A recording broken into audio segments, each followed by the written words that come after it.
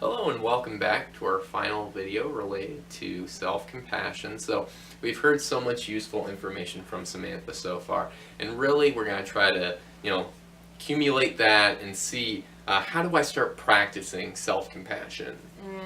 Such a good question. There are so many ways, but I'm going to just narrow in on a few.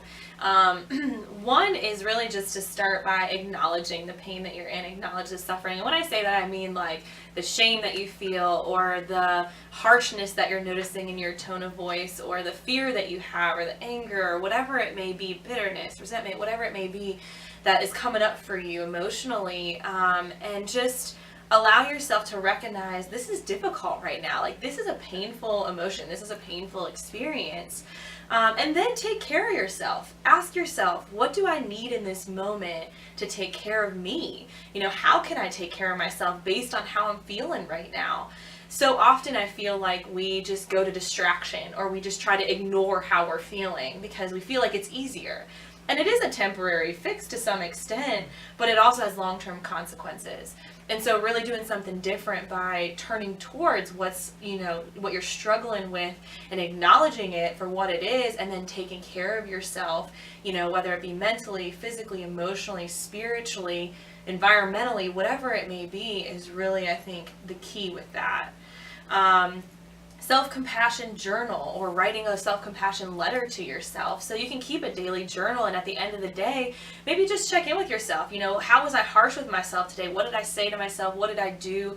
And how could I instead see that through a self-compassionate lens? So maybe kind of helping yourself process through that by just writing about it.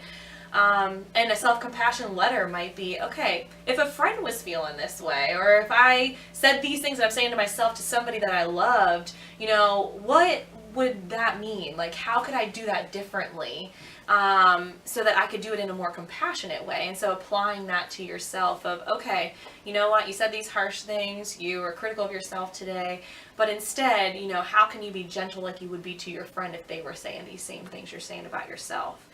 The last point I'll make is just to kind of zoom out, look at the bigger picture.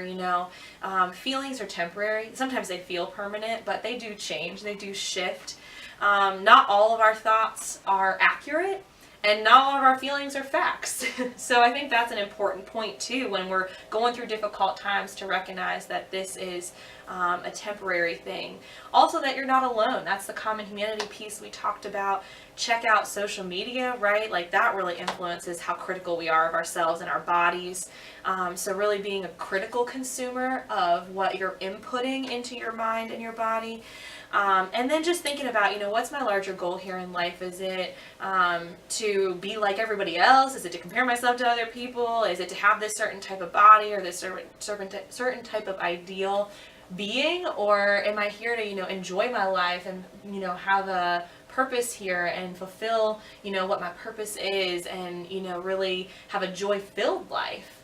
And so really focusing on that larger goal, I think, can help with those moments that are really difficult too. Thank you for providing that summary. Definitely very important tips. It seems like definitely change in perspective can often, help us in acknowledging things that, we may not be able to see, from that original perspective, and, understanding that we're feeling certain things in some certain times. Anyhow, so that wraps up our conversation with Samantha today. So I encourage you to continue the revisit for our future videos on several different topics. And otherwise, have a great day.